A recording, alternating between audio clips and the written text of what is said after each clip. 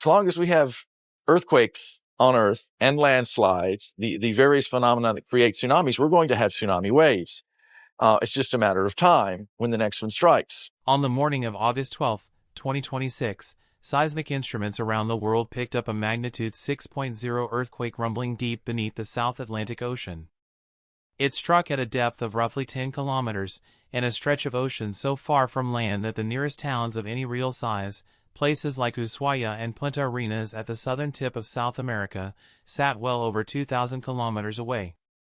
No buildings shook, no one felt the ground move, and no injuries or damage were reported anywhere on Earth. On paper, it looked like the kind of earthquake that barely makes the news, filed away by geologists as just another data point. But the location of that quake is exactly what should give anyone pause, because this wasn't just any patch of empty ocean. It was the South Sandwich Islands, home to one of the most volatile and least understood fault systems on the planet, and a region with a track record of turning minor earthquakes into major surprises. To understand why scientists take even a routine-looking magnitude 6.0 seriously out there, you have to understand what's actually happening beneath the waves. The South Sandwich Islands are a chain of icy, volcanic peaks scattered across the far southern Atlantic, roughly 2,300 kilometers east of South America and not far from the edge of Antarctica. Nobody lives there permanently. There are no roads, no towns, nothing but freezing wind, crashing waves, and colonies of penguins numbering well over 1 million. What makes the islands geologically remarkable isn't what's visible above the water, though, it's what's happening below it. The islands sit atop an active subduction zone, one of the places on Earth where two massive tectonic plates are locked in a slow, grinding collision. The South American plate is sliding beneath the smaller South Sandwich plate at a rate of roughly 6 to 8 centimeters a year, a pace that sounds tiny until you realize it adds up to meters of crust disappearing into the Earth over the span of a human lifetime. As that descending slab sinks, bends, and fractures under enormous pressure, stress quietly builds along the boundary for years, sometimes decades, hidden under kilometers of freezing ocean water, until it eventually has to go somewhere. That's essentially what happened on August 12. A section of the descending plate gave way at shallow depth, releasing built-up energy in a matter of seconds. Even though the earthquake was rated only a 6.0, it's worth remembering that the earthquake magnitude scale isn't linear, it's logarithmic. Each whole number increase represents roughly 31 times more energy released, not just a modest step up. That means a magnitude 6.0 quake releases about 1,000 times more energy than a magnitude 4.0, an amount scientists estimate is comparable to detonating around 15,000 tons of TNT in an instant. Because this particular quake occurred at a shallow depth, only about 10 kilometers below the seafloor, more of that energy traveled almost directly upward rather than being absorbed by miles of surrounding rock, which is part of why even a moderate quake in this zone gets flagged for a closer look. The U.S. Geological Survey issued a green alert for the event, indicating an extremely low likelihood of casualties or damage, largely because there was simply no one nearby to be affected. But a green alert measures immediate human risk, not the deeper question hanging over the region: what happens if a much larger section of this same fault ruptures at once? That question isn't hypothetical. It's rooted in something that actually happened 5 years earlier, almost to the same week, along this exact fault system, and it remains one of the more remarkable earthquake sequences scientists have studied in recent memory. In August 2021, instruments detected a massive magnitude 7.5 earthquake beneath the South Sandwich Trench, followed just 3 minutes later by an even larger magnitude 8.1 quake. Rather than lasting the usual handful of seconds most earthquakes are over in, the second rupture kept shaking for more than 4 minutes. Over the following day, the region rattled with nearly 2,000 aftershocks, several of them exceeding magnitude 6.0 on their own. A tsunami followed, and it didn't stay local. Waves radiated out across the South Atlantic and eventually reached the Indian Ocean as well, traveling thousands of kilometers from where they started. The highest coastal reading came in at South Georgia Island, where the wave reached about 75 centimeters, modest in absolute terms, but proof that energy generated in one of the emptiest corners of the planet can still be measured on shorelines hundreds of kilometers away. What made the 2021 sequence especially significant wasn't just its size, but how badly it confused the scientific community in real time. The initial magnitude 7.5 earthquake struck relatively deep, and because of that depth and its distance from any coastline, early models suggested only a limited tsunami threat. That assessment turned out to be badly incomplete. When researchers went back through the data afterward, they discovered that the tsunami had actually been driven mainly by a third, even larger rupture, estimated around magnitude 8.2, that occurred at a shallower depth and released its energy unusually slowly. That slow energy release is part of why standard, real-time monitoring systems struggled to catch its true scale as it was happening. In effect, one of the most dangerous parts of the entire sequence stayed almost invisible to automated detection until well after the resulting waves were already crossing the ocean. It wasn't until the following day, once scientists had time to sit with the full dataset, that the true nature and severity of the event became clear. By then, of course, the tsunami had already gone wherever it was going to go. This isn't the first time the South Sandwich region has quietly rewritten what scientists thought they understood about earthquakes in this part of the world, either. Long before 2021, on June 27, 1929, the area produced a colossal magnitude 8.3 earthquake that stayed largely obscure for decades simply because almost no one was around to witness it directly. Modern reanalysis of that event has turned up something unusual. Rather than occurring along the main plate boundary the way huge tsunami-generating earthquakes typically do, it happened roughly 80 kilometers north of the island chain, produced by a type of fault called normal faulting, where a section of crust drops downward along a steep break rather than being thrust upward by colliding plates. This kind of structure resembles a rare geological feature known as a subduction transform edge propagator fault, something also documented near places like Samoa and the Loyalty Islands. When researchers ran computer simulations to model the tsunami that quake would have generated, they found something worth paying attention to. Even though the wave heights predicted offshore were relatively small, in the tens of centimeters, the shape of the ocean floor itself, particularly large underwater ridges like the South Atlantic Ridge and the Agulhas Rise, appeared to act like channels, focusing and redirecting that wave energy towards specific coastlines thousands of kilometers away, including parts of Brazil, Ghana, Mozambique, and South Africa.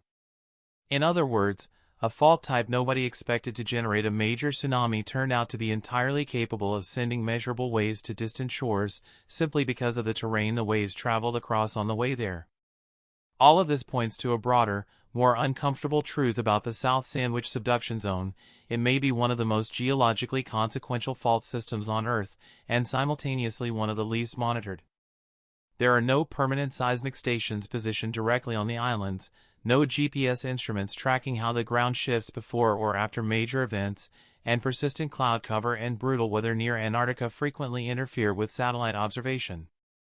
Nearly everything scientists know about this roughly 1,000-kilometer-long fault system comes from instruments located hundreds or thousands of kilometers away, which means researchers are effectively trying to understand one of the planet's more dangerous subduction zones while standing at arm's length from it. That gap in direct observation was precisely what allowed the 2021 tsunami's true source to stay hidden until after the fact, and it's a limitation that hasn't gone away in the years since. The 2021 event also exposed a deeper problem that goes beyond just this one fault system: how difficult it still is to model tsunami risk when the source of the waves is buried under complex, poorly mapped seafloor terrain. Underwater ridges, deep basins, and hidden mountain ranges can bend and concentrate tsunami energy in ways that are extremely hard to anticipate in the moments right after an earthquake, when emergency responders and coastal authorities need answers the fastest. Researchers studying the 1929 event found something similar. Computer models suggested its waves may have reached coastlines thousands of kilometers away, in places like South America and West Africa, results that only reinforced how much farther tsunami energy can travel from this specific region than intuition would suggest. Combine that with the sparse monitoring network out there, and you get a genuinely difficult forecasting problem, one where the danger isn't necessarily that scientists don't understand the physics, but that they don't have enough real-time data flowing in from the source to apply that understanding quickly enough. None of this means the August 2026 magnitude 6.0 earthquake is a sign that a catastrophic rupture is imminent, and scientists have been careful not to frame it that way. Some studies suggest the fault system theoretically has the capacity to produce an earthquake approaching magnitude 9.0, but researchers openly acknowledge they don't yet know whether enough stress can accumulate in one place to actually trigger something on that scale. What the 2026 quake does confirm is something more grounded. This remains one of the most seismically active plate boundaries on the planet, and it hasn't stopped producing meaningful earthquakes in the years since 2021. It followed a magnitude 6.4 quake in the same general area only weeks earlier, part of a steady, ongoing pattern of seismic activity that rarely makes headlines because it so rarely threatens anyone directly. It's also worth remembering that earthquakes aren't the only expression of the restless geology at work beneath these islands. The same tectonic collision responsible for the region's seismic activity also feeds an unusually active chain of volcanoes. Researchers have documented eruptions from at least 6 different volcanoes across the island chain since 1819, averaging roughly one eruption every 3.5 years somewhere along the chain. Zavadovsky Island, at the northern end, is considered the most active of the group and was reportedly already erupting when the Russian explorer Fabian von Bellingshausen first spotted it in 1819. Farther south, Mount Michael on Saunders Island hosts one of the rarest features in volcanology, a persistent, continuously molten lava lake that scientists believe has remained active since at least 2014. These volcanoes aren't dormant curiosities, they're a visible symptom of the same underground forces, the same subduction, the same slow grinding of plates, that also generate the region's earthquakes. Given all of this, it's fair to ask whether science has advanced far enough to warn people before the next big one hits. The honest answer, according to the U.S. Geological Survey, is no, and that isn't likely to change soon.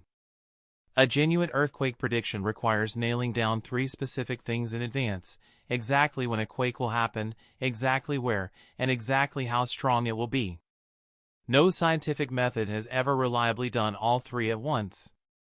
Popular warning signs people often point to: unusual animal behavior, strange cloud formations, shifts in radon gas levels, tend to show up inconsistently, sometimes preceding a quake and sometimes not, and plenty of major earthquakes strike with no such signs at all.